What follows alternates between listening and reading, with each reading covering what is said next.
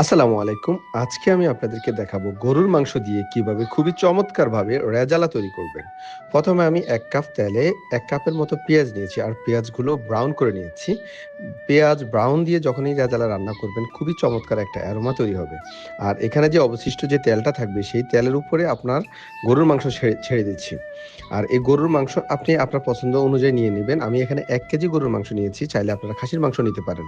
তবে অল্প কিছু কাঁচা পেঁয়াজ এড করবেন। এখানে 1/2 কাপ কাঁচা পেঁয়াজ, 1/2 কাপ আদা রসুন পেস্ট আছে, আর 1/3 কাপ টক দই আছে, আর অল্প একটু লবণ দিয়েছি, আর দিয়েছি জাদুকরি রোস্টের মসলা। আপনারা এখানে যে কোনো ধরনের রোস্ট বা রেজালার মসলা ইউজ করতে পারেন, অথবা গরম মসলাটাও দিতে পারেন। তারপর এগুলো দেওয়ার পর একটু ভালো করে মাখিয়ে নিবেন।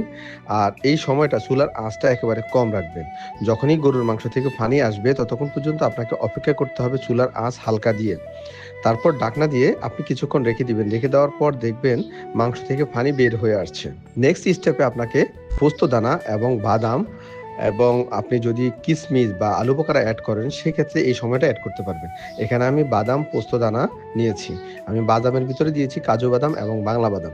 এই সবগুলো কিছুক্ষণ পানিতে ভিজিয়ে তারপর ওগুলো পানি থেকে তুলে ১ম এ একটু ব্লেন্ড করে নিচ্ছি। তারপর হালকা একটু ব্লেন্ড করার পর দেন পানি এড করে আবারও ভালোভাবে ব্লেন্ড করে নিচ্ছি।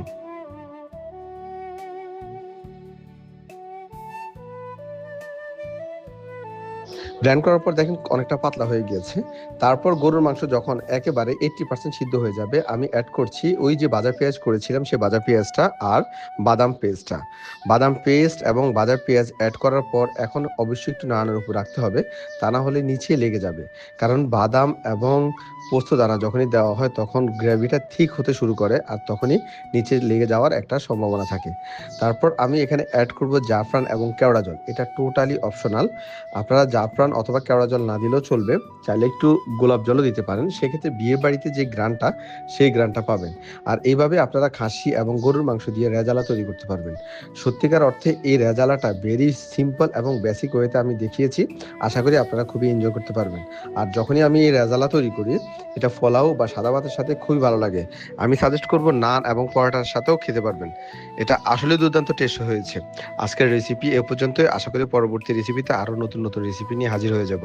আমার পেজটি যারা এখনো ফলো করেন না অবশ্যই ফলো করে সাথেই থাকবেন আরও নতুন রান্নার টিপসের জন্য।